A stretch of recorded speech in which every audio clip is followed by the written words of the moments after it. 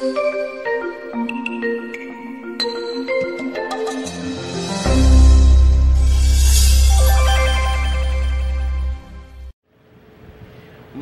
kailangan ng tao, pero hindi lahat ng kailangan natin at gusto natatanggap. Merong maraming natatanggap, meron konting masyado. How to receive what you want? Napakahalaga na makiunawa natin yung biblical principles so we receive what God likes to give us anyway. Salamat po aming Diyos dahil kayo ay Diyos na mahilig magbigay sa iyong mga anak. Diyos na mapagbigay at Diyos na maraming magagandang ibibigay. Turuan nyo kami na maunawa ang mga prinsipyo ng pagtanggap mula sa inyong mapagpalang kamay. At ngayon, una sa lahat, humihingi kami ng pagpapatawad sa aming mga kasalanan. Linisin nyo po ang aming mga puso, Panginoon. Gawin nyo kaming karapat dapat tumanggap ng pagtuturo mula sa inyo. Not because we are worthy, but because you are gracious and because of your Son, Jesus, that died for us on the cross. Payapain niyo po ang aming loob. Patahimikin niyo po ang aming puso. Palakasin ang aming mga katawan. Pasiglahin kami nang matanggap namin ng buong buo ang pagpapalang nais niyong ipaunawa sa amin. Bless those who might still be on the way. And we pray, Father, that you will quiet our hearts so we will be calm and peaceful enough to hear your voice. Heal, empower, liberate, and strengthen your people. In the name of Jesus we pray. Amen. How to receive what you want? Paano nga po ba tayo tanggap ng kailangan natin at gusto na tanggapin mula sa Diyos? Matthew 21:22, if you believe, you will receive whatever you ask for in prayer. Isa sa mga makapangyarihang mga pangungusap sa New Testament, isa sa mga hindi madaling ituro. Kasi maraming mga sasalungat na hindi naman talaga marami kong pinapaniwalaan, ba't di ko natatanggap? Pero dapat maunawa dahil nandun at pangako. So how will you receive what you want? Believe. The mind attuned to God and faith moves mountains and make things happen. Pagka ang isip ay nakasang-ayon sa Diyos, nakaayon, sumusunod, nakalinya, at ito'y may kakambal pang pananalig, may nangyayari. Either by God's unilateral work, pwede namang kumilos ang Diyos na siya lang, kusa lang niya, gusto lang niya, at pagka ang ating isip ay kinalulugdan niya, hindi mahirap sa Diyos na gawin kung ano ang gusto niyang gawin para sa atin. God does not need to be assisted and to be induced and to be convinced to be good and to give us, because God gives and God is good. Your faith makes God do it. Parang sino tayo para pakilusin ng Diyos? Pero ganun ang pagpapahalaga ng Diyos sa tao, bagamat hindi naman tayo ganun kahalaga, pero nagiging mahalaga dahil pinapahalagahan niya, na in reaction to our faith, God moves. Kaya mahalaga na naniniwala. Mahalaga na sumasang-ayon. Kahit nga kumisan sa mga gawaing hindi naman kay Lord ng mga gawain, meron agad magsasabi, walang mangungontra. Kasi pag may nangungontra talaga, mahirap magkaroon ng power ang any activity. Kahit yun ay civic activity, kahit yun ay religious activity, pag lagi may nakasalungat, mahirap umasenso. So your faith makes God do it. Or by man's work, energized and empowered by faith. Pag ang tao naniniwala, may nangyayari kasi hindi lang siya naniniwala at hanggang doon na lang, kasi ang tunay na paniniwala nag-uudyok sa'yo para may gawin ka. Real faith urges you and pushes you to do something positive about that faith, to act on that faith. Halimbawa, sasakay ka ng bus, may nakalagay na signboard, Quiapo. Naniniwala ka na Quiapo yun, ang pupuntahan, ang susunod na gagawin mo, sasakay ka nga. Kasi naniniwala ka Kasi useless na nag-aantay ka ng bus patungong Quiapo, may humintong bus nakalagay sa signboard Quiapo, naniniwala ka na patungong Quiapo yon, pero hindi ka pa rin sumakay. Aandar pa rin yun, kahit hindi ka nakasakay, maiiwan ka. Ang tunay na faith, may kasunod na action. Sang-ayon sa kung ano ang paniniwala at kung ano ang pinaniniwalaan. And because of faith, you not only believe, but you energetically believe to the point that you are now able to achieve many great things. Pinapalakas tayo ng faith. Pinapalampas sa mga karaniwang kakayanan, pinapalakas ang ating loob, pinapalakas ang ating katawan, dahil doon may na-accomplish. So, ang paniniwala, pwedeng tumanggap ka ng gusto mo galing sa Diyos dahil Diyos lang ang nagbigay, wala kang participation. O yung isang uri ng paniniwala that leads you to action, natanggap mo kasi pinagtrabahuhan mo. Kasi kumilos ka according to your faith. At ayun naman ay may nakaset na laws ang Diyos na pag ito ginawa mo, ito magiging bunga, if P, then Q, then nagtrabaho ka, nagkaalakip-lakip ang magagandang bagay, natanggap mo ang gusto mo. Mahalaga mananalig. Yung mga iba, kahit ang dali-daling gawin, pag hindi sila nananalig, wala nangyayari eh. Sasali sila sa contest, pero wala naman silang pananalig na mananalo sila. So lamang yung performance nila, hindi talaga nananalo. Kailangan may pananalig. How else do you receive what you want? Kakambal yan sa pinag-uusapan natin kanina. Work. Real faith is active. It inspires, empowers, and moves you to produce what you want. Mahalaga yun. Kaya ang sabi sa James 2:17, bagamat may ibang konteksto sa original use, but the universal meaning is the same. So faith by itself, if it has no works, is dead. Para ano ang pananalig na walang kakambal na kilos na aksyon? Nananalig ka, nag-graduate ka, ang kakambal na gagawin mo, mag-aaral ka. Nananalig ka na aasenso ka sa negosyo, ang kakambal na gagawin mo ngayon, mamumuhunan ka, magsisikap ka, magtatrabaho kang mabuti. Hindi pwedeng naniniwala ka lang kasi wala kang action. And 2 Timothy 1:7 says, the Spirit gives us power. At pag in-apply natin sa ating particular interest right now, if you believe the Spirit of the Lord is pleased with you and you are energized, so yung kaya mong gawin, kung hindi ka naniniwalang masyado, nadodoble ang capacity kung talagang naniniwala ka, because faith empowers. Maraming na-accomplish ang paniniwala. In the combination of this, God's unilateral action and your own work have ultra-powerful and effective results. How else do you receive what you want? You ask. Matthew 7:7, Jesus speaks here, ask and it will be given to you. Seek and you will find. Knock and the door will be opened to you. Pag humihingi ka, ibibigay sa'yo. Ang pagbasa kasi ng mga matatalinghagang salita na ito, you've got to get the spirit of the sentence at hindi mo kailangan siyang extreme ang gagawin mo explanation. You mean every time I ask, I will receive? Every time I will seek, I will find? Every time I will knock, the door will be opened? I don't think that's what it means. I believe what Jesus means is this. Well, you want it, you have to ask for it. And if you want it, and you ask for it, and God likes to give it to you, you will get it. But if you want it, God wants to give it to you, but you don't ask for it, it's possible that God won't do it for you. Because there are many things that God gives us without our asking.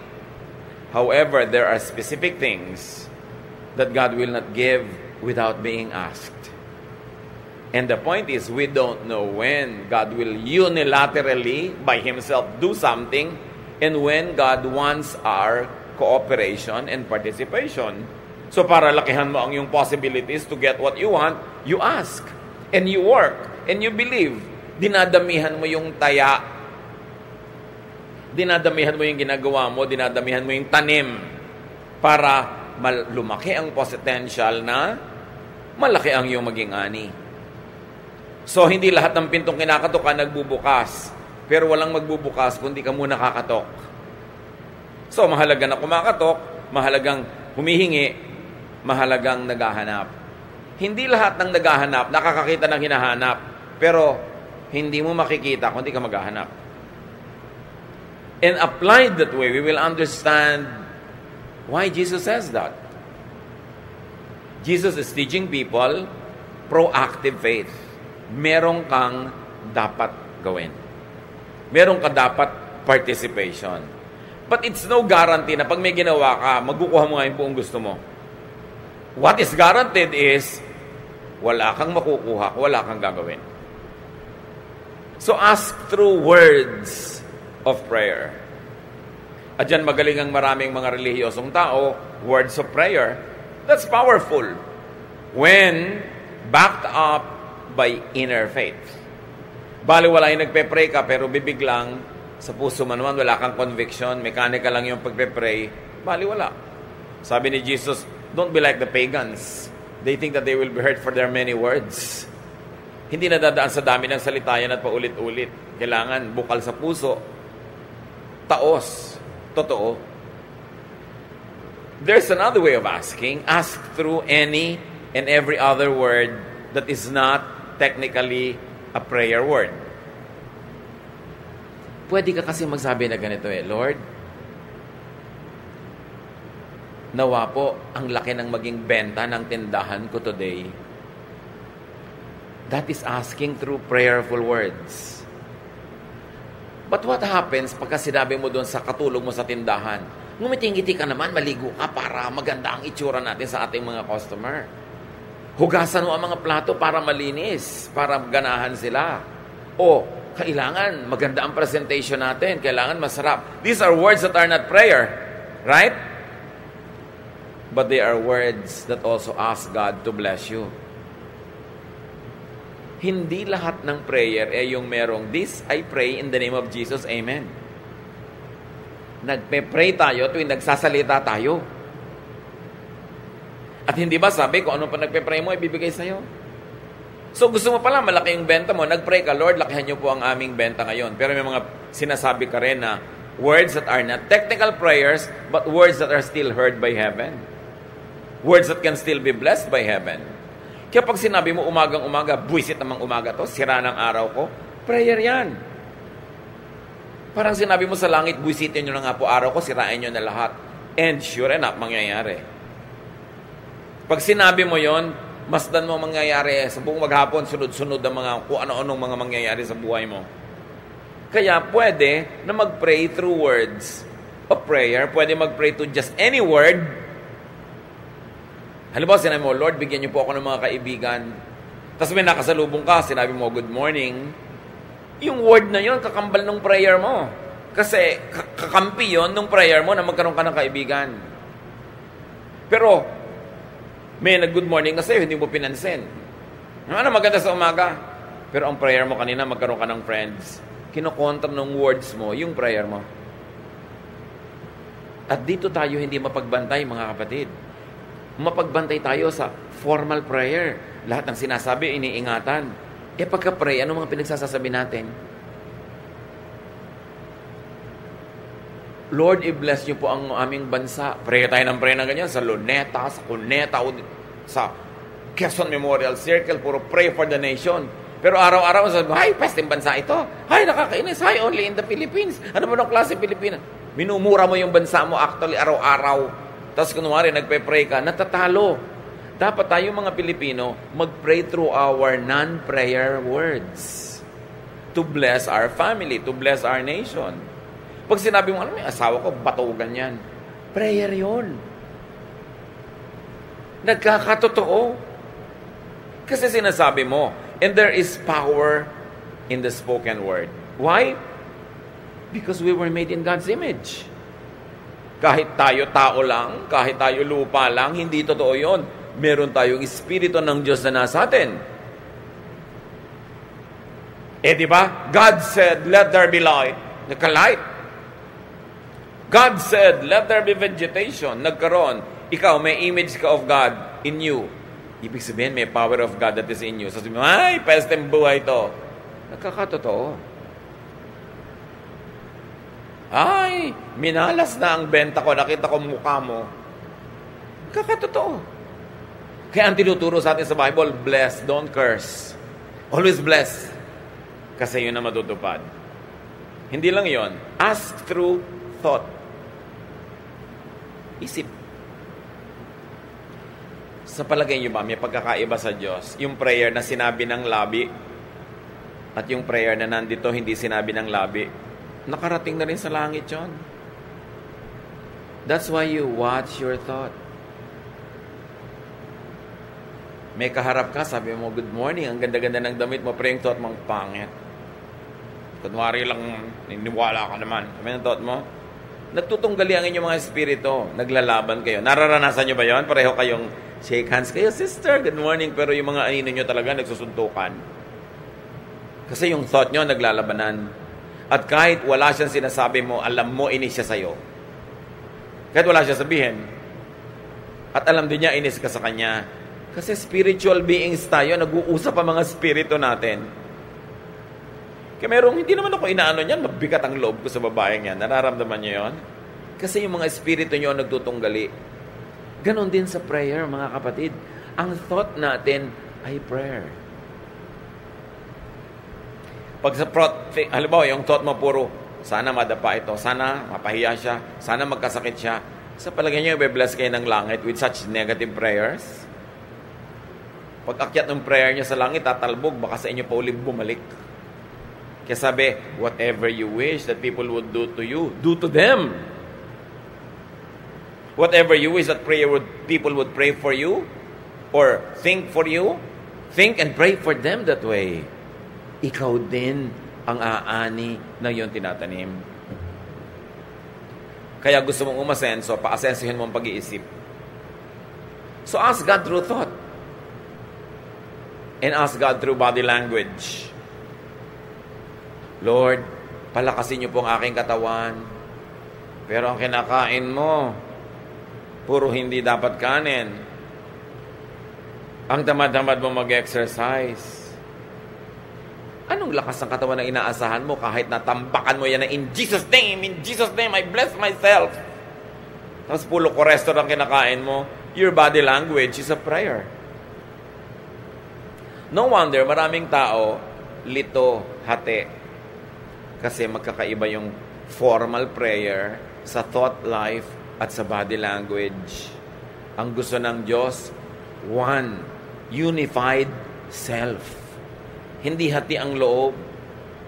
Kaya mahalaga, madisiplina natin para ng pag-iisip natin at pagsasalita.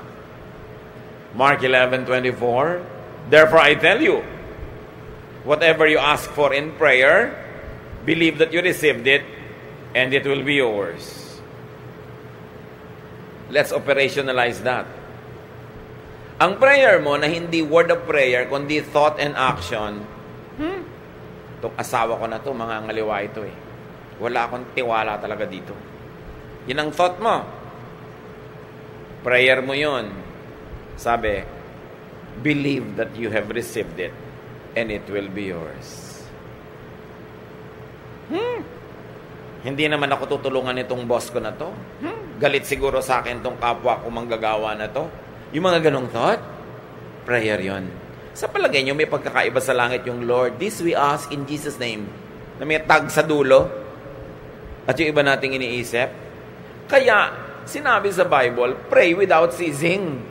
Sabi mo, paano kaya ako magpe-pray without ceasing? Ibig sabihin, amen, amen, amen, amen, hallelujah, hallelujah, non-stop?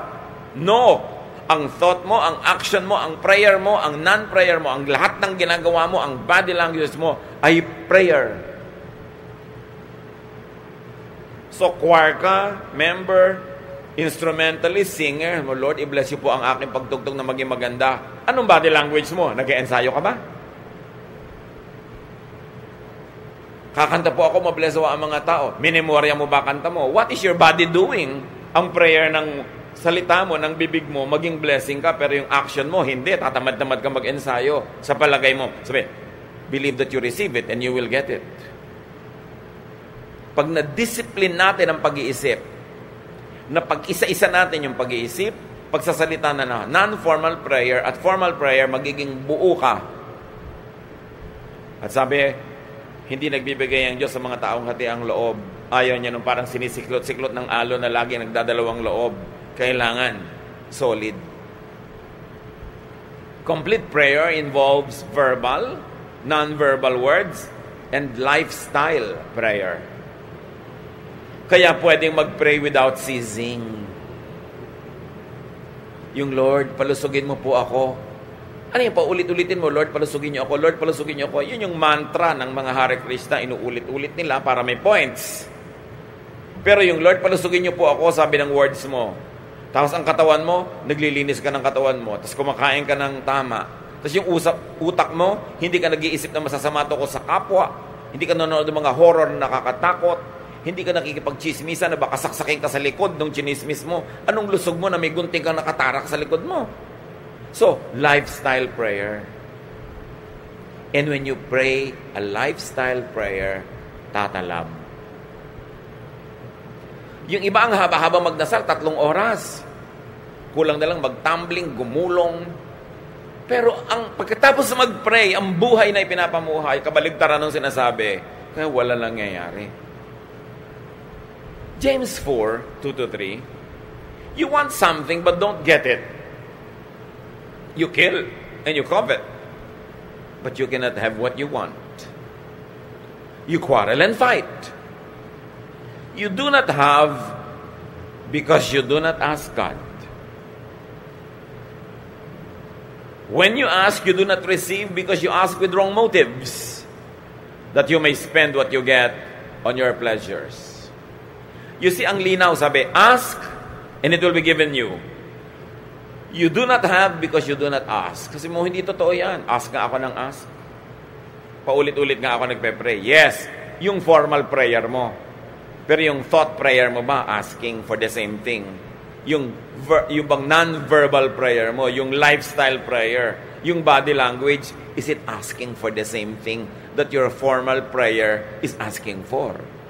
Kaya iba nagtataka sa verse na to, ano naman totoo dyan? That when you ask, you will get it. Ask nga ako ng ask, why don't I get? Pero baka naman sa formal prayer ka lang nag-ask. Baka ang totoo, hinihingi mo magic. Kasi pag ang prayer mo, Lord, paasensuhin niyo po ako, may gagawin ka. Pero pag wala kang ginawa, pray ka lang ng pray, magic ang hinihingi mo. Hindi prayer yon. You've got to understand the mechanics of prayer. Because it is the most powerful force in creation. How to really pray. Now, according to what we have read, what ways are there that don't receive from God? Ways that don't receive from God, coveting. Humihingi ka lang dahil naiinggit ka na meron noon yung kapwa mo. Naghahangad ka lang na magkaroon ka rin. Gusto mo siguro makipag-contest? Gusto mo siyang madaig? Whatever it is, may huwag kang umasang bibigayan sa'yo.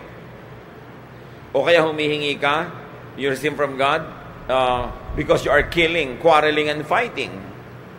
May hinihingi ka sa Diyos na mana, galing sa magulang, pero ang body language mo, nakikipag-away ka sa kapatid mo, na magmamana rin, nakikipag-gyera ka, nakikipagpatayan ka, do you think you will get it? No. And if you technically got it, may wala doon na hindi sasama sa'yo yung peace, yung blessing, yung joy. Nakuha mo lang, pero actually hubad, shell lang, kasi walang kasamang blessing dahil inagaw mo lang. Another way that doesn't receive from God is not asking God. Now, dalawa yan, ha? It is not asking. You just get it on your own. When you try to get something from God against God's methods, it means you are not asking God for it. You are getting it on your own. Sa sarili mong paraan, dahil alam mo, kung susundin mo ang paraan ng Diyos, hindi mo makukuha, gagawa ka ng ibang paraan, under the table, evil way, you are not asking God. You are trying to get it yourself, your own way. And sabi, don't expect that you will get it. You do not get because you do not ask God. Ngayon, may nag-a-ask naman, but they are not asking God. They are asking Satan. They are asking somebody else. Kasi niya, mga ganyang method, walang mangyayari. And another way that doesn't receive from God is asking, but with wrong motives. Sabi nga ni Solomon, napansin nyo ba? Maraming ambisyon dahil lang inggit sa katabi, sa kapwa. Hindi ambisyong gumaling na maging doktor, ang ambisyon maging mas magaling para may mahigitan. Hindi ambisyon lang na guminhawa sa buhay, ang ambisyon maging mas mayaman at makipaghiganti sa mga dating kamag-anak na nagmaliit sa iyo. Mga wrong motives. Hindi ba yung Lord, pag ginawahan niyo po kami para guminhawa kami? Hindi. Para makita nila na may nangyari sa buhay ko. Yung mga ganyang klaseng paraan. Sabi ganon, this is not in accordance with God's mind. Don't expect that God will give it to you.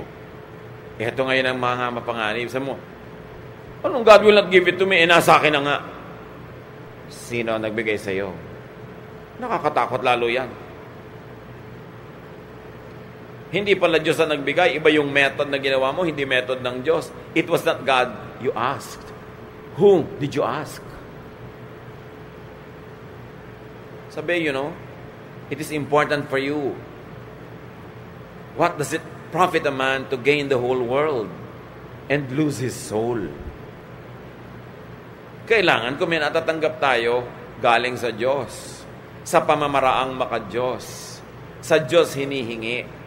Hindi ka humihingi sa kaaway. Because yung kaaway, marami naman talagang under his power right now. Talagang pwede kanyang bigyan.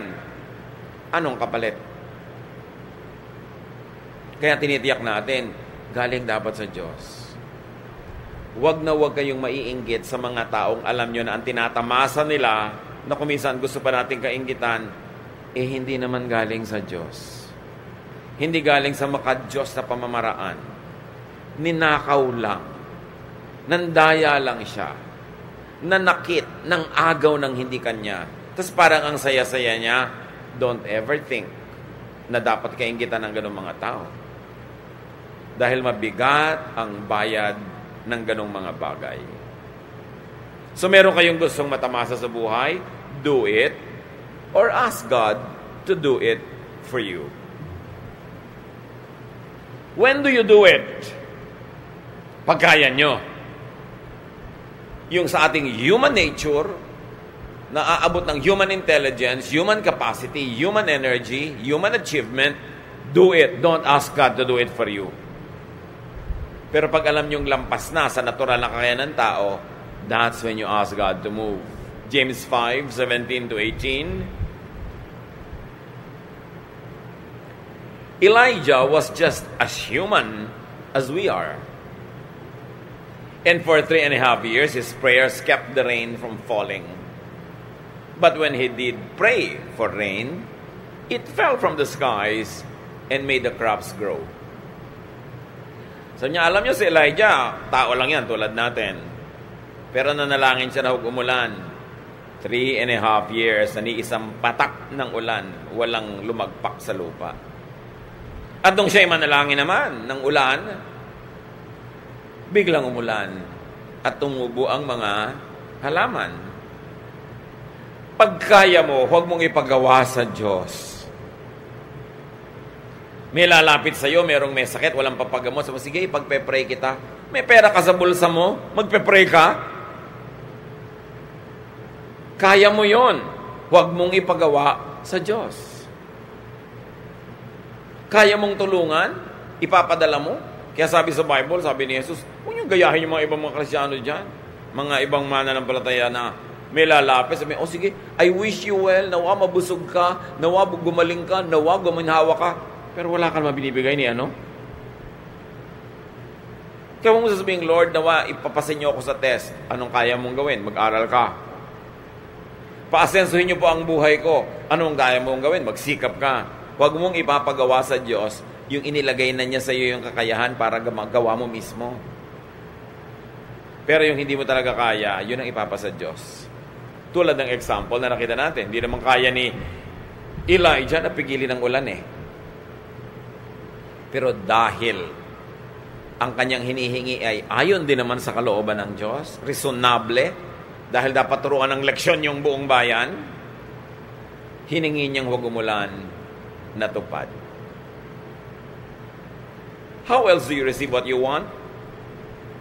Be near the giver. Be in the path of blessings. At sa giver, isang malaking G, isang maliit na G. Yung malaki siyempre, Diyos. Yung maliit, tao.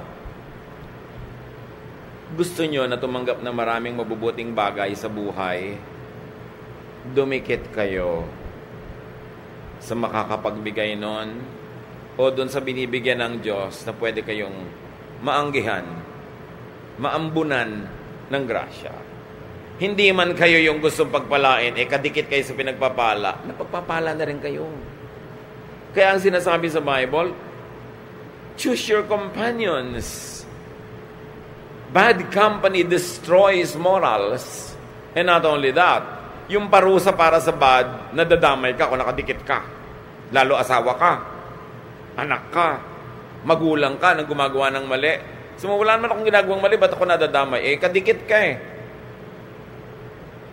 Pero marami rin tayong blessing kung tayo ay malapit doon sa nabe-bless. Tulad na napakarami mga gutom, nandun kasi si Jesus, hindi sila nanatiling gutom na matagal. Luke 9:16-18, Jesus took the 5 loaves and the 2 fish. He looked up toward heaven and blessed the food. Then he broke the bread and fish and handed them to his disciples to give to the people. Everyone ate all they wanted. What was left over filled 12 baskets. 5,000 tao daw yung pinakain. Lalaki pa lang ang binilang, hindi pa nabilang yung mga babae at bata. Anong pinagkunan? 2 maliliit na isda. Ewan ko lang kung tabyos, diba? O dulong, basta isda.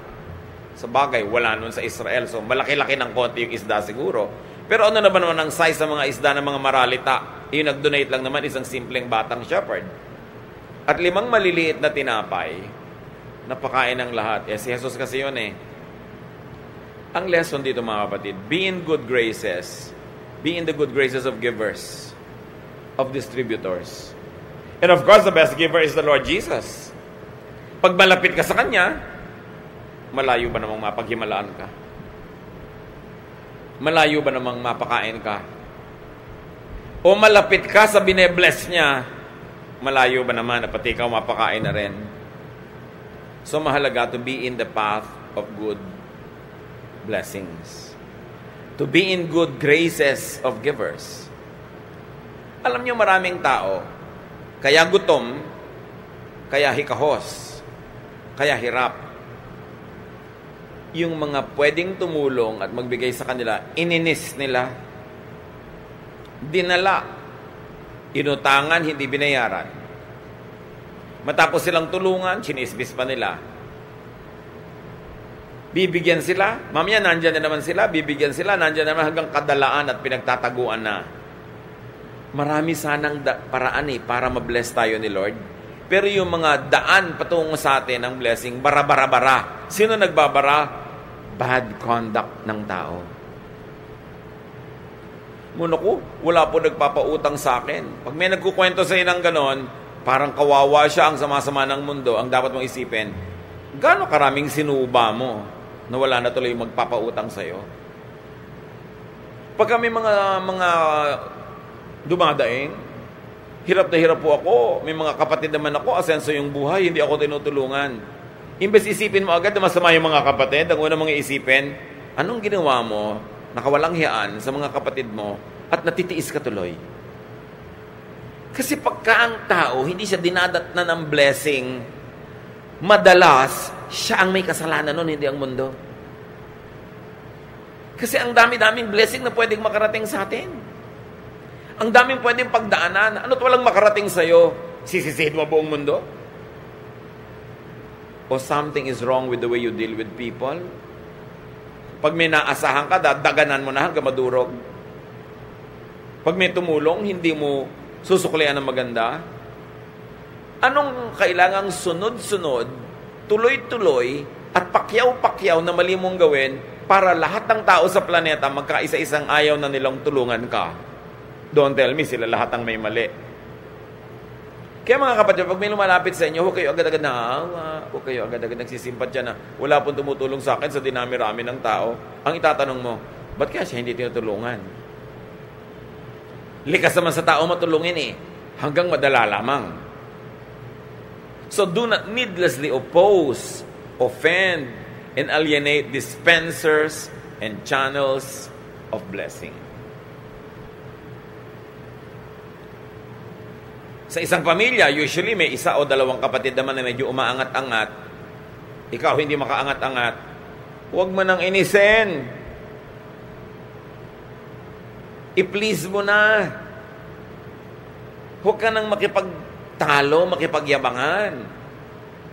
Dahil ikaw din ang kawawa pagka hindi ka tinulungan. Lumagay ka sa lugar. Merong sobrang mayaman o makapangyarihan, magdahan-dahan ka bago mo banggain. Kasi baka kailanganin mong tulong niya. O kaya, gamitin niya yung yaman niya at lakas niya para durugin ka. Mag-isip-isip ang tao. Ecclesiastes 10:20. Don't even think about cursing the king.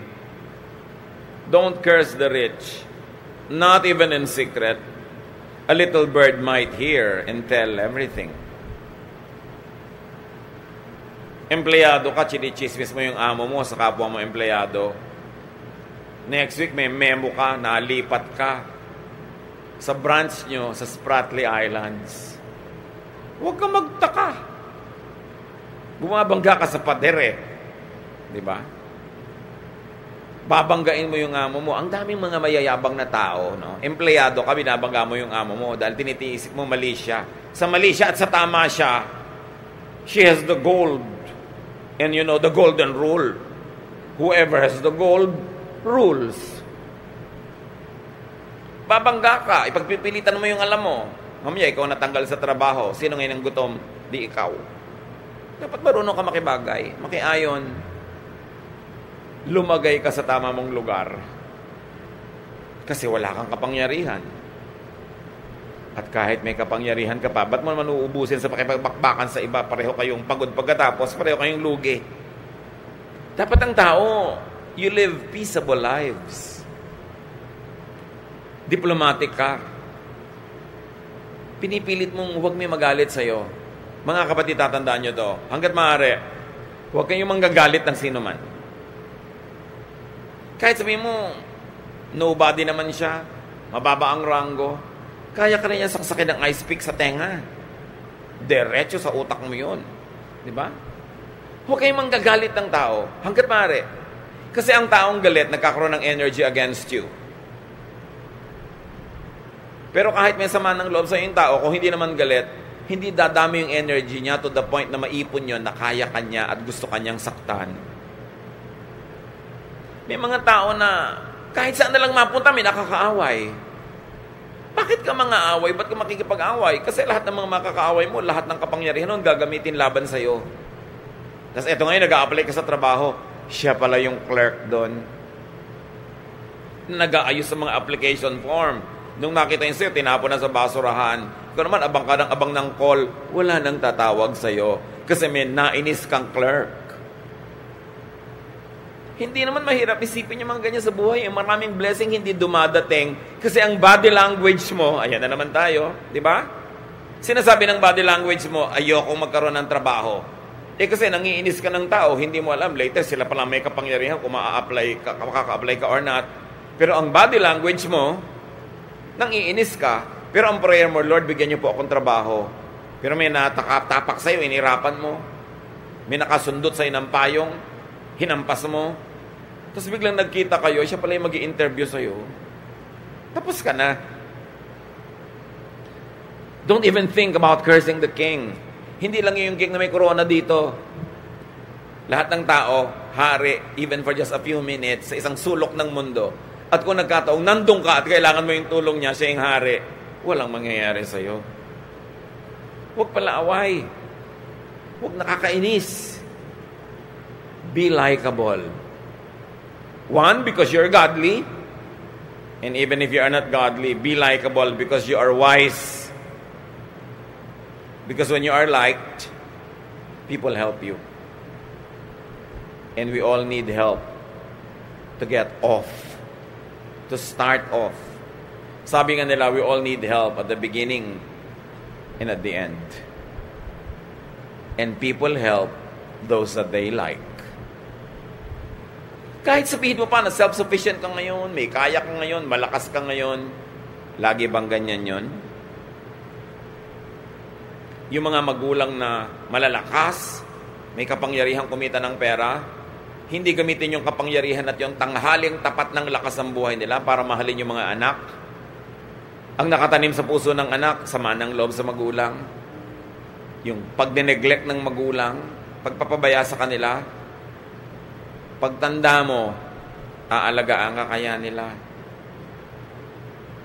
At alagaan ka man, minimum na lang, wala nung dagdag na mga palabok at pampasarap dahil hindi ka naman mahal eh.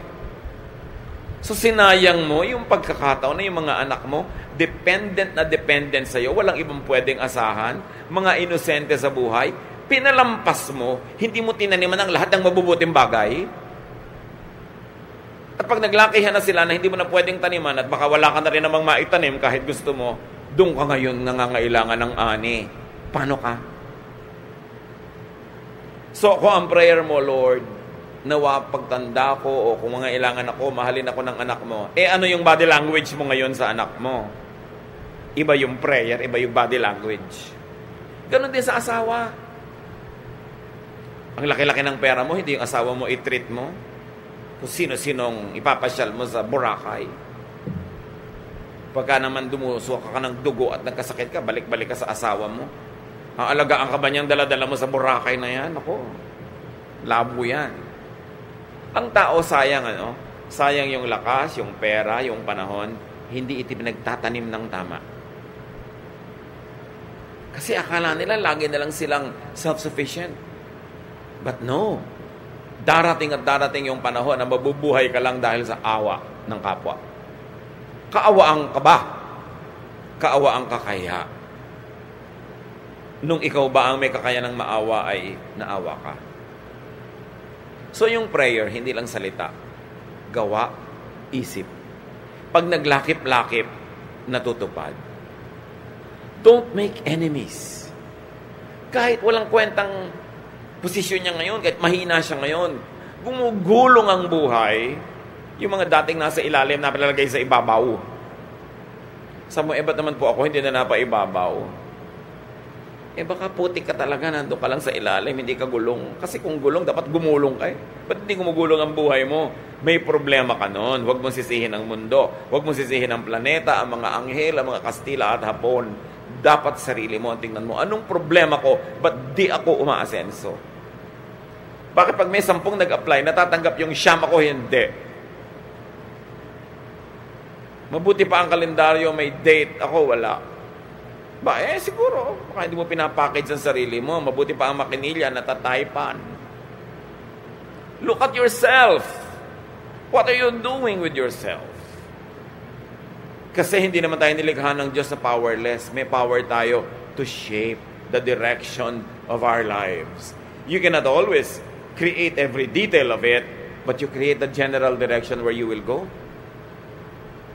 So, remember, asking means thinking about, talking about, and doing according to what you are asking for. How else do you receive what you want? Open your eyes to God as the real source of good things and be a gracious recipient. Anong ibig sabihin ko dyan? May nagtatanong sa akin, Pastor, pag may bigla pong magbibigay ng offering na panalunan sa loto, tatanggapin nyo? Sabi ko, buong puso. Talaga po, galing sa gambling. Ano pakialam ko kung saan galing yun? Ang may pakialam ako kung saan patungo yung fund na yun. Oras napunta yun dito. Maraming sobrang arte. Ayaw pang tumanggap. May sakit na, bibigyan ng anak. Saan galing ito? Baka sumasama. Ayaw pang tanggapin. Alam nyo, ang propetang si Elijah, gutom na gutom. Nalagay siya sa napakarayong lugar na walang pagkain. Alam nyo kung paano siya nanatiling buhay? 1 Kings 17:6. Ravens brought him bread and meat twice a day, and he drank water from the creek. Mga uwak, mga ibong maiitim,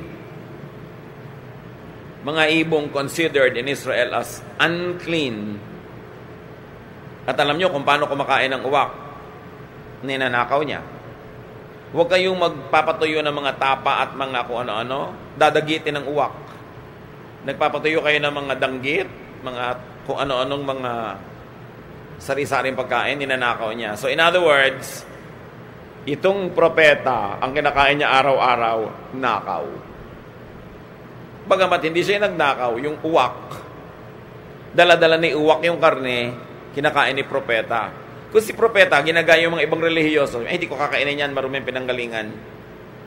But the Bible is clear, God sent the ravens to feed him.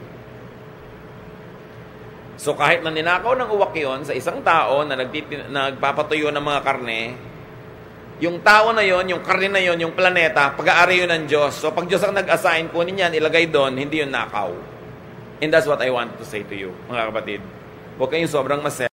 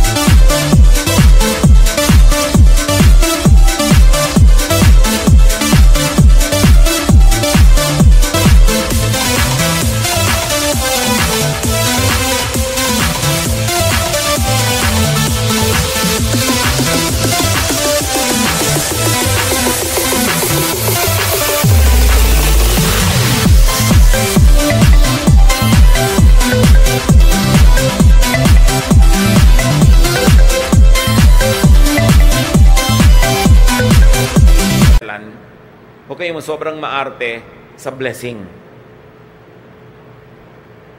If God likes to bless you, accept it. Be a gracious recipient. The ravens were unclean and the ravens were thieves. But God, in His infinite mercy, fed the prophet this way. Kaya meron pa na.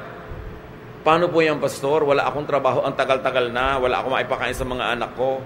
Pero, nagkakaroon sana ako ng trabaho, pero may trabaho po pag Sunday. Hindi ako makapag-church. Magtatrabaho po ba ako? May dapat, no? Paano po ang church? Mag-church ka na sa Wednesday, Thursday, Friday. Kaya nga marami eh. Hindi ka na nga makakain dyan eh. Pag sisimba pa sa linggo, unahin mo eh. Ang dami namang araw ng simba. Ang daming araw ng paglingkod sa Diyos. Meron pa, naku, tumutugtog po ako sa church, wala akong katrabaho-trabaho, pero ang gift ko talaga tumugtog. Meron kumukuha sa akin sa gig. Ayaw po ako payagan ng pastor. Palalamunin ka ba ng pastor? Kung palalamunin ka, sige, huwag kang tumugtog. Pero kung hindi tumugtog ka, dahil blessing yan sa iyo ng Diyos. Kailangan mo ng pambayad ng rent, kailangan mo ng pambayad dito, ang arte-arte mo. Ang kailangan, intindihin mo yung pangangailangan mo. At bakit natin sinasabi yan? James 1:17, every good and perfect gift comes from the Father who created all the lights in the heavens. Pag makakabuti sa'yo, galing yan sa Panginoon. Huwag kang sobrang maselan. Psalm 24:1, the earth is the Lord's and everything in it. The world and all who live in it. Pag may pagpapala, tanggapin mo. Kung may choice ka na better choice, mas religiously sound choice, take it. But meanwhile, wala ngayon. Mabuti kung nag-iisa ka sa buhay, ang arte-arte ng conviction mo, may anak kang nagugutom, may asawa kang nagugutom.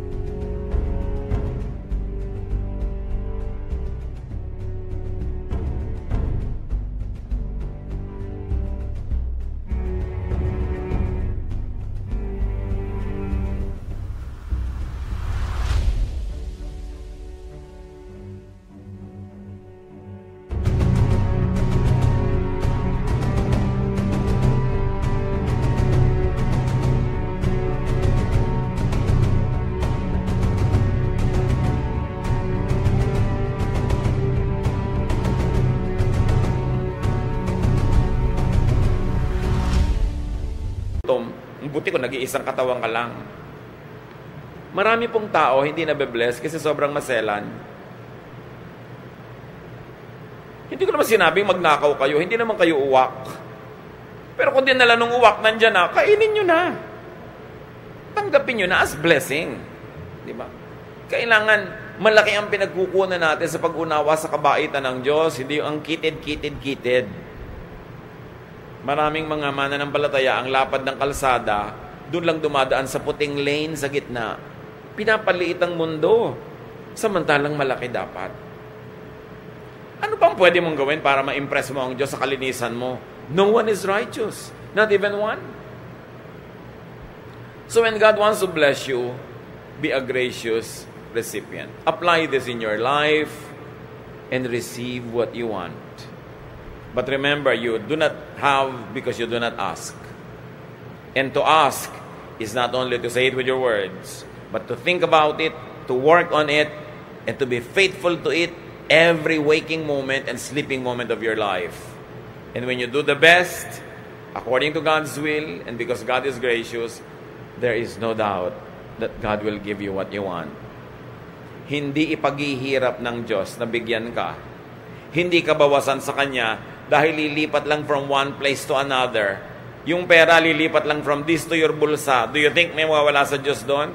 So hindi Diyos ang nagdadamot. Kailangan ang reviewin natin, style natin sa buhay. Ama namin sa langit, turuan mo kami na kilalanin ang kabutihan, kabaitan nyo. Huwag yung parang naglilinis-linis ang kaming, higit pa kaming malinis sa inyo. Turuan nyo kami, Lord, na tumanggap ng kailangan namin. Makilala ang iba't ibang panahon ng buhay na mayroong emergency, may time of plenty, may time of urgent needs. Maka-adjust kami doon. Huwag namin gamitin ang pananalig namin para paliitin ang aming mga options, pakitirin ang aming mundo, at maghirap at magutom kami, pati mga umaasa sa amin. Kundi makalaya kami because the earth is the Lord's and everything in it. Teach us to be gracious, thankful, productive recipients. Pagbulay-bulayan pa natin ito at ang mga kahulugan nito sa ating pang-araw-araw na buhay.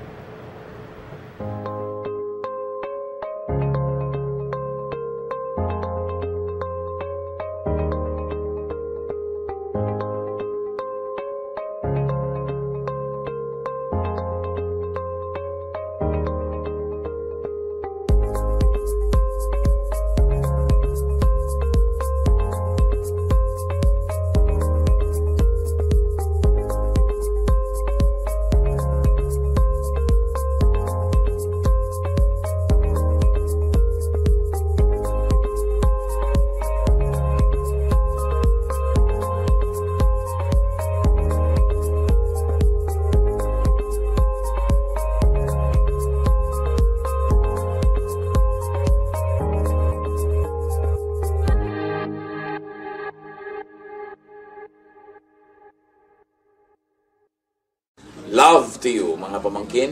Dito tayo mag-aral ng salita ng Diyos. Dito tayo mag-aral ng mga praktikal na bagay, magdalanginan para sa isa't isa, makinig ng mga mensahe, at dito tayo magsasama-sama spiritually sa ating official Ed Lapis YouTube channel na ang address ay Sabi ni Kuya Ed. Remember, dito tayo ha, Sabi ni Kuya Ed, ang ating official YouTube channel. Do not forget to subscribe. Click the subscribe button and ring the bell for notification. Like, comment, and share our official YouTube channel. Visit Ed Lapis website for daily devotion, audio podcast, latest video message, send your prayer request, subscribe to mailing list and more. Visit edlapis.com.ph.